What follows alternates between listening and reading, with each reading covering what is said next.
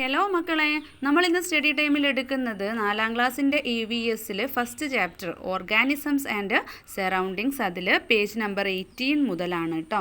Part 2 ആണ്. Part 1 കാണാത്തവർ ചാനലിൽ കയറി ചെക്ക് ചെയ്യുക കേട്ടോ. അപ്പോൾ നമുക്ക് പെട്ടെന്ന് തന്നെ ക്ലാസ്സിലേക്ക് കിടക്കാം. പൊല്യൂഷൻ അഥവാ മലിനീകരണം. Listen to what an earthworm says. Earthworm എന്താ പറയുന്നത് ശ്രദ്ധിച്ചേ. We are known as the friends of farmers. ഞങ്ങൾ ഫാമേഴ്സിൻ്റെ ഫ്രണ്ട്സ് എന്നാണ് അറിയപ്പെടുന്നത്. കൃഷിക്കാരുടെ കൂട്ടുകാരാണെന്നാണ് അറിയപ്പെടുന്നത്.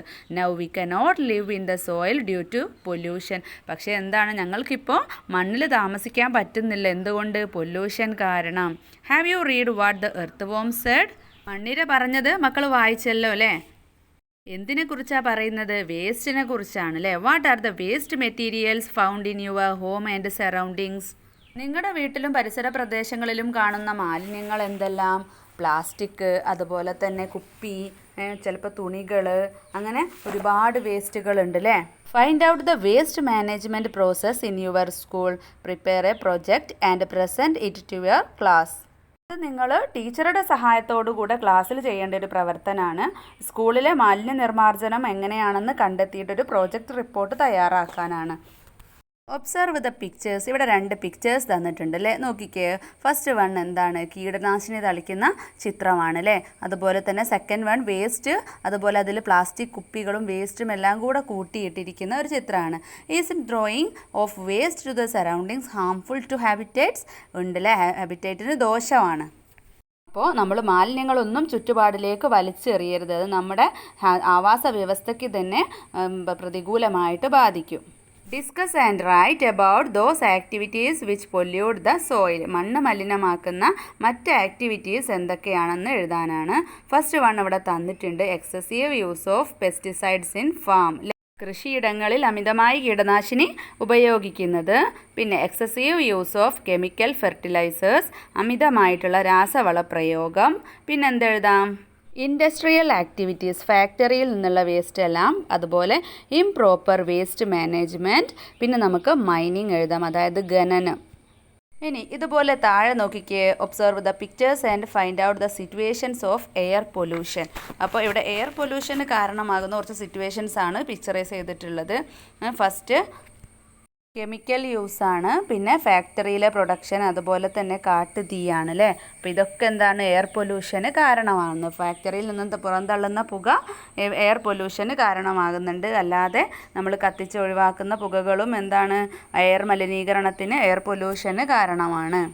ഇനി നെക്സ്റ്റ് പേജ് നോക്കിക്കേ. Discuss and write down the harmful effects of air pollution അല്ലേ? വായു മലിനീകരണം കൊണ്ടുള്ള ദോഷങ്ങൾ എന്തെല്ലാമാണെന്ന് ചർച്ച ചെയ്യൂ. താഴെ നമുക്ക് തന്നിട്ടുണ്ട്. Air pollution can have harmful effects on our health അല്ലേ? വായു മലിനീകരണം നമ്മുടെ ആരോഗ്യത്തെ ദോഷകരമായി ബാധിക്കുന്നു. Every year about 7 million people die in the world due to various diseases caused by air pollution. ഓരോ വർഷവും വായു മലിനീകരണം മൂലം വിവിധ രോഗങ്ങൾ ബാധിച്ച് ഏകദേശം 70 ലക്ഷം മനുഷ്യർ ലോകത്ത് മരിക്കുന്നുണ്ട്. Air pollution can have a harmful effect not only no humans but also on plants and animals അല്ലേ? ഇനി മനുഷ്യരെ മാത്രമല്ല, മൃഗങ്ങളെയും സസ്യങ്ങളെയും എയർ പൊല്യൂഷൻ ദോഷകരമായിട്ട് ബാധിക്കും. Harmful effects of air pollution R declining crop yields, acid rain, global warming, ozone depletion etcetera. അതായത് കാർഷിക വിളകൾ കുറയുന്നത്, ആസിഡ് മഴ, ആഗോളതാപനം, ഓസോൺ പാളിയുടെ നാശം എന്നിവയെല്ലാം എന്താണ്? എയർ പൊല്യൂഷൻ്റെ ദോഷഫലങ്ങളാണ്, ഹാംഫുൾ എഫക്ട്സ് ആണ് കേട്ടോ. അപ്പോൾ സോയിൽ പൊല്യൂട്ടഡ് ആവുന്നതിൻ്റെ കാര്യം പറഞ്ഞു, എയർ പൊല്യൂഷൻ്റെ കാര്യം പറഞ്ഞു. അതുപോലെ ഇനിയുള്ളത് വാട്ടർ പൊല്യൂഷനാണ്. 2 പിക്ചേഴ്സ് തന്നിട്ടുണ്ട്. ഫസ്റ്റ് പിക്ചറിൽ വാട്ടറിൽ എന്താണ്? വെള്ളത്തിലൂടെ വേസ്റ്റ് ഒഴുകി നടക്കുന്നതാണ് അല്ലേ? വെള്ളത്തിലേക്ക് വേസ്റ്റ് വലിച്ചെറിയുന്നതുള്ളൊരു ദൃശ്യമാണ്. രണ്ടാമത്തേത് എന്താണ്?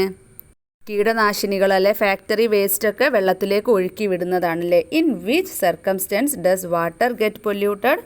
ജലം മലിനമാകുന്ന സാഹചര്യങ്ങൾ എന്തെല്ലാമാണ്?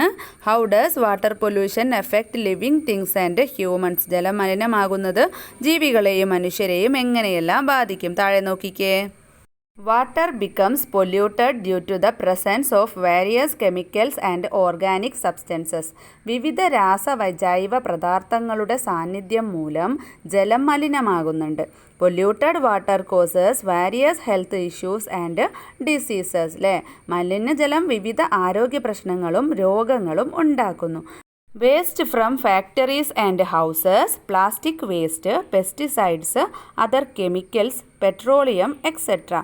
Cos water pollution. അപ്പോൾ എന്താണ് പ്ലാസ്റ്റിക് മാലിന്യങ്ങളും കീടനാശിനികൾ അതുപോലെ മറ്റ് രാസവസ്തുക്കൾ, പെട്രോളിയം എന്നിവയൊക്കെ എന്താണ് ജലമലിനീകരണത്തിന്, വാട്ടർ പൊല്യൂഷന് കാരണമാകുന്നു. The decrease in the level of oxygen in water is due to pollution. ഓക്സിജൻ്റെ അളവ് കുറയുന്നത് മലിനീകരണം മൂലമാണ്. This is a threat to the lives of organisms live in water. ഇത് ജലത്തിൽ വസിക്കുന്ന ജീവികളുടെ ജീവന് തന്നെ ഭീഷണിയാണ്. ജലത്തിൽ ഓക്സിജൻ്റെ അളവ് കുറയുമ്പോൾ ജലത്തിൽ വസിക്കുന്ന ജീവികളുടെ ജീവന് തന്നെ അവ ഭീഷണിയാണ്. അപ്പം നിങ്ങൾ ആരും വെള്ളത്തിലേക്ക് മാലിന്യങ്ങൾ വലിച്ചെറിയുക ഒന്നും ചെയ്യരുത് കേട്ടോ. ഇനി ഒരു ഡയറി കുറിപ്പ് വായിക്കാം. ആദീസ് ഡയറി നോട്ടാണ് കേട്ടോ. നേച്ചേഴ്സ് ഫറി, കലിതുള്ളിയ പ്രകൃതി. Our house was on a hill side. കുന്നിൻ ചെരുവിലായിരുന്നു ഞങ്ങളുടെ വീട്. Ours is an area that receives good rainfall. അല്ലേ, നന്നായി മഴ കിട്ടുന്ന പ്രദേശമാണ് ഞങ്ങളുടേത്. The monsoon rain was lashing down without any stop. ഇടവപ്പാതി തോരാതെ പെയ്യുന്നുണ്ട്. It was raining heavily. ശക്തമായ മഴയാണ്. പിന്നെയോ the water level in the river had also risen. പുഴയിൽ ജലനിരപ്പ് ഉയർന്നിട്ടുണ്ട്. If the water level rose further our house would B flooded. അല്ലേ, ഇനിയും വെള്ളം കൂടിയാൽ, ഇനിയും ജലനിരപ്പ് ഉയർന്നാൽ വീട്ടിൽ വെള്ളം കയറും. In the evening it began to rain severely.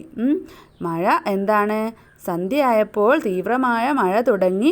പിന്നെ അതിനെക്കൊണ്ട് എന്ത് സംഭവിച്ചു? There was no electricity. വൈദ്യുതിയും പോയി, കറണ്ടും പോയി.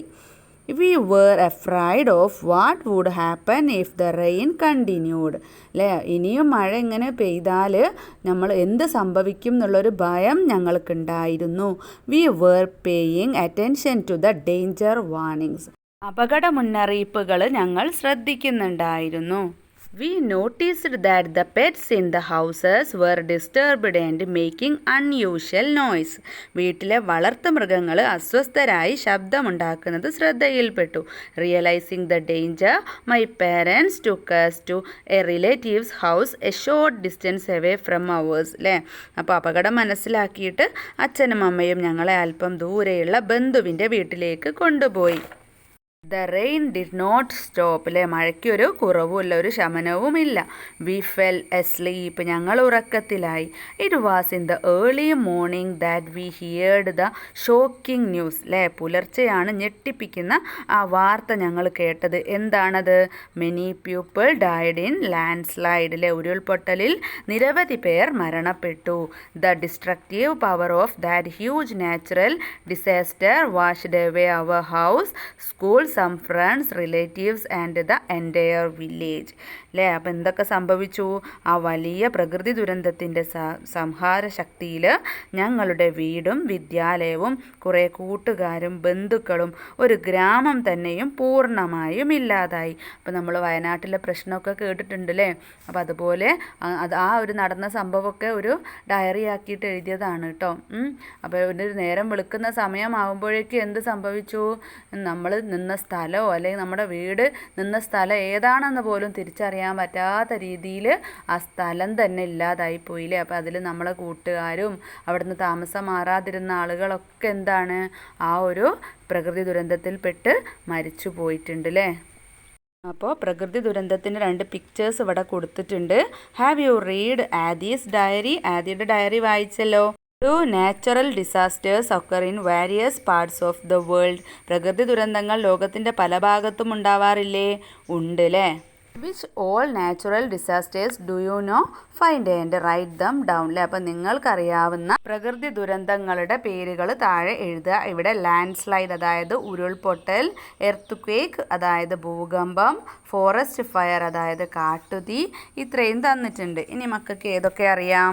സുനാമി എഴുതാം, ഫ്ലഡ്സ് എഴുതാം, ഹെയിൽ സ്റ്റോം എഴുതാം അല്ലേ. പിന്നെ താഴെ തന്നെ നോക്കിക്കേ, natural disasters cause create damage to the environment and living തിങ്സിലെ പ്രകൃതി ദുരന്തങ്ങൾ പരിസ്ഥിതിക്കും ജീവജാലങ്ങൾക്കും വലിയ നാശനഷ്ടം ഉണ്ടാക്കുന്നു. Natural disasters can occur due to natural causes or human interference, അതായത് സ്വാഭാവിക കാരണങ്ങളാലോ മനുഷ്യൻ്റെ ഇടപെടൽ വഴിയോ പ്രകൃതി ദുരന്തം ഉണ്ടാകാം.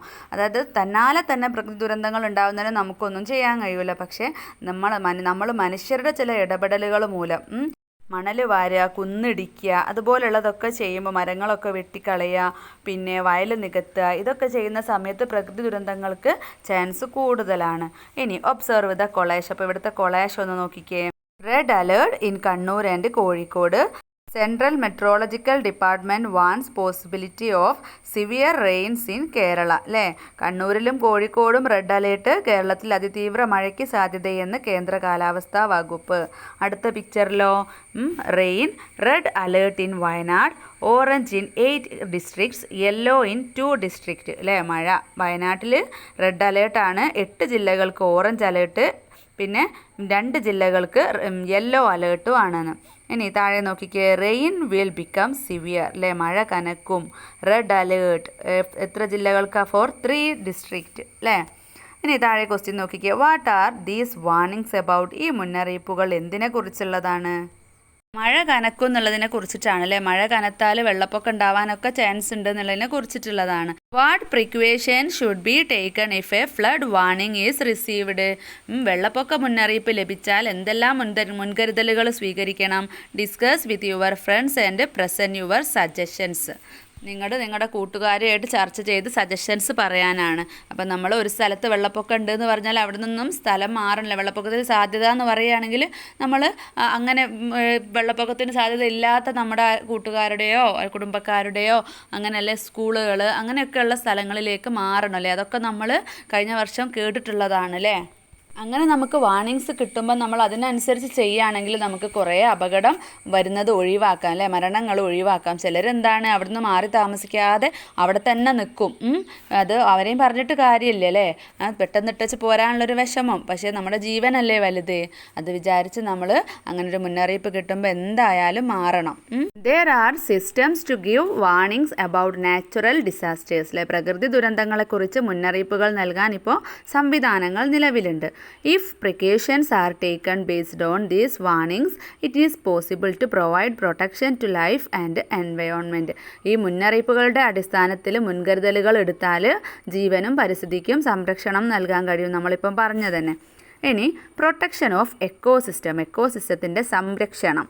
Countless organisms are there on land and in sea. അല്ലേ, കരയിലും കടലിലുമുള്ള എണ്ണമറ്റ ജീവികൾ. How beautiful it is to see them living in harmony with nature. അല്ലേ, അവ പ്രകൃതിയോടിണങ്ങി ജീവിക്കുന്ന കാഴ്ച എത്ര മനോഹരമാണ്. Organisms find their food and habitat from the ecosystem. അപ്പോൾ അവയുടെ ഭക്ഷണവും പിന്നെ വാസസ്ഥലവും കണ്ടെത്തുന്നത് അവ എവിടെ നിന്നാണ്? എക്കോസിസ്റ്റത്തിൽ നിന്നാണ്. Ecosystems form the base for life and its diversity. Ecosystem ആണ് എന്ത്? ഡൈവേഴ്സിറ്റീൻ്റെയും ലൈഫിൻ്റെയും ബേസ് എന്ന് പറയുന്നത്. It is our duty to protect our ecosystems. അല്ലേ, എക്കോസിസ്റ്റംസ് പ്രൊട്ടക്റ്റ് ചെയ്യേണ്ടത് നമ്മുടെ കടമയാണ്. We should also participate in activities to protect the ecosystem. അപ്പോൾ ആവാസ വ്യവസ്ഥയുടെ സംരക്ഷണ പ്രവർത്തനങ്ങളിൽ നമുക്കും പങ്കുചേരാം. ഇത്രയും കാര്യങ്ങളാണ് നമുക്ക് ഈ ഒരു ചാപ്റ്ററിൽ പഠിക്കാനുള്ളത്. ഇനി നമുക്ക് അവസാനത്തെ ക്വസ്റ്റ്യൻസ് നോക്കാം. ഒന്നാമത്തത് എന്താണ്? Connect the organisms with their habitats. അപ്പോൾ ഓരോ ജീവികളുടെയും ഹാബിറ്റേറ്റ്സ് കണക്ട് ചെയ്യാനാണ്. ഇവിടെ ഓർഗാനിസംസ് ഏതൊക്കെയാണ് തന്നിട്ടുള്ളത്? Whale, penguin, spotted deer, camel. ഹാബിറ്റേറ്റ്സോ? Forest, ocean, desert, polar region. വെയിലിൻ്റെ ഹാബിറ്റേറ്റ്സ് ഏതാണ്? ഓഷ്യൻ ആണ്. അല്ലേ. പിന്നെയോ പെൻഗ്വിൻ്റേത് പോളാർ റീജിയൻ ആണ്. സ്പോട്ടഡ് ഡിയറിൻ്റെത് ഫോറസ്റ്റ് ആണ്. അതുപോലെ ക്യാമലിൻ്റെത് ഡെസേർട്ടാണ്. Next question, visit an ecosystem in your area and write down the names of the organisms you find there. അല്ലേ, find out their interdependence. അപ്പോൾ ഇത് നിങ്ങളുടെ സ്കൂളിൽ നിന്ന് ചെയ്യിപ്പിക്കും. അപ്പോൾ നിങ്ങളൊരു എക്കോസിസ്റ്റം പിന്നെ കാണാൻ പോവുക. അതിനുശേഷം അതിലുള്ള ഓർഗാനിസംസ് ഏതൊക്കെയാണെന്ന് എഴുതുക. അതിനുശേഷം അത് തമ്മിലുള്ള അത് എങ്ങനെയാണ് ഇൻ്റർ ഡിപ്പെൻഡൻസ് ആയിട്ടുള്ളത്, എങ്ങനെയാണ് പരസ്പര ആശ്രയത്വത്തിൽ നിൽക്കുന്നത് എന്നുള്ളതും കൂടെ മക്കൾ എഴുതുക. Third question, read the table below and connect the organism and its adaptation. Organisms തന്നിട്ടുണ്ട്, അതുപോലെ അഡാപ്റ്റേഷൻസും തന്നിട്ടുണ്ട്. അപ്പോൾ മക്കൾ അത് ഏതാണെന്ന് നോക്കണം. First one, breathe with the help of gills. Gills ഉപയോഗിച്ച് ബ്രീത്ത് ചെയ്യുന്നത് ആരാണ്? ഗിൽസിൻ്റെ സഹായത്തോടെ ഫിഷാണ് അല്ലേ. പിന്നെ the leaves have waxy coating.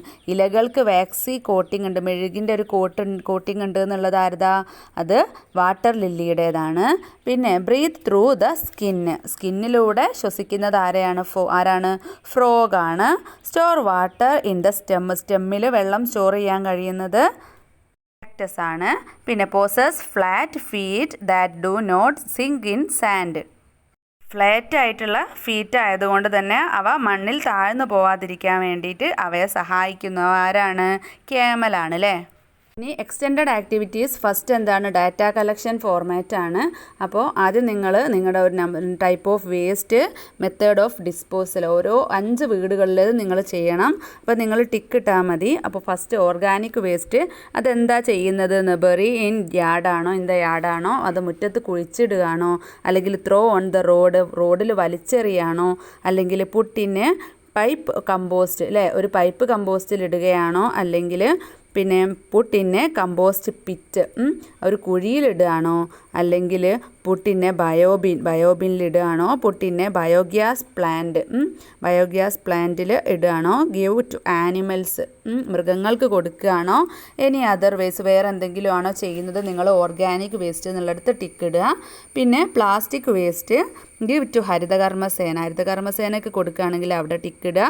Berry in the soil, മണ്ണിൽ കുഴിച്ചിടുകയാണെങ്കിൽ അവിടെ ടിക്കിടുക.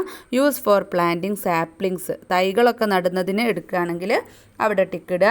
Use for making decorative items ഉണ്ടാക്കാൻ വേണ്ടിയിട്ടാണെങ്കിൽ അതിൽ ക്ലിക്ക് ചെയ്യുക. ത്രോ ഇൻ ദ സറൗണ്ടിങ്സ് അല്ലെ, ചുറ്റുപാടിലേക്കൊക്കെ എറിയുകയാണെങ്കിൽ അവിടെ ടിക്ക് ചെയ്യുക. Throw in to water bodies അല്ലെ, വെള്ളങ്ങളിലേക്കൊക്കെ ജലാശയങ്ങളിലേക്ക് വലിച്ചെറിയുകയാണെങ്കിൽ അവിടെ ടിക്കിടുക. ബേൺ ഇൻ ഫയർ, നിങ്ങൾ കത്തിച്ച് കളയുകയാണ് പ്ലാസ്റ്റിക് എന്ന് വെച്ചാൽ അവിടെ ടിക്കിടുക. ഇനി അതർ വേസ്, മറ്റെന്തെങ്കിലും മാർഗ്ഗമാണ് നിങ്ങൾ ചെയ്യുന്നതെങ്കിൽ അതവിടെ എഴുതുക. പിന്നെ വേസ്റ്റ് വാട്ടർ, മലിനജലം നിങ്ങൾ എന്താ ചെയ്യുന്നത് എന്ന്. Use for farming in the യാർഡിലെ, മുറ്റത്ത് കൃഷിക്ക് എടുക്കുകയാണെങ്കിൽ അവിടെ പോർ ഇൻ ടു സോക്ക് പിറ്റിൽ ഒഴിക്കുകയാണെങ്കിൽ അവിടെ പോർ ഇൻ ടു എ ഡ്രെയിന്, pour in to water bodies ജലാശയങ്ങളിലേക്ക് ഒഴിക്കുകയാണെങ്കിൽ അങ്ങനെ. ഇനി അതർ വേസ് മറ്റ് മാർഗ്ഗങ്ങളാണെങ്കിൽ അങ്ങനെ. അത്രയും അവിടെ എഴുതുക. പിന്നെ സെക്കൻഡ് ഒരു ക്വസ്റ്റ്യൻ ഉണ്ട്. Collect pictures of organisms that live on land and in water and prepare A digital album. ഇത് പുതിയൊരു പ്രവർത്തനമാണ് കേട്ടോ. കരയിലും വെള്ളത്തിലും ജീവിക്കുന്ന ജീവികളുടെ ചിത്രങ്ങൾ ശേഖരിച്ചിട്ട് നിങ്ങളൊരു ഡിജിറ്റൽ ആൽബമാണ് തയ്യാറാക്കേണ്ടത്. ഇതുവരെ നമ്മൾ ചെയ്തത് എന്താണ്? അതിൻ്റെ പിക്ചേഴ്സൊക്കെ കളക്ട് ചെയ്തിട്ട് നമ്മൾ ഒട്ടിക്കുകയാണ് അല്ലേ ചെയ്യുക പുസ്തകത്തിൽ. ഇതങ്ങനെയല്ല, ഡിജിറ്റലായിട്ട് ഫോണിൽ, കമ്പ്യൂട്ടറിൽ അങ്ങനെയൊക്കെ ചെയ്യാൻ പറ്റിയ ഒരു പ്രവർത്തനമാണ് കേട്ടോ. അപ്പോൾ നിങ്ങളത് ചെയ്യുക, ഗ്രൂപ്പായിട്ട് ക്ലാസ്സിലോ സ്വന്തക്കോ ഒക്കെ ചെയ്യുക കേട്ടോ. അപ്പോൾ ഇത്രയാണ് ഈ ഒരു ക്ലാസ്സിലുള്ളത്. മക്കൾക്ക് ക്ലാസ് ഇഷ്ടപ്പെട്ടാൽ ലൈക്ക് ചെയ്യാനും ഷെയർ ചെയ്യാനും സബ്സ്ക്രൈബ് ചെയ്യാനും മറക്കരുതേ. സ്റ്റഡി ടൈമിൻ്റെ മറ്റൊരു ക്ലാസ്സിൽ കാണാം.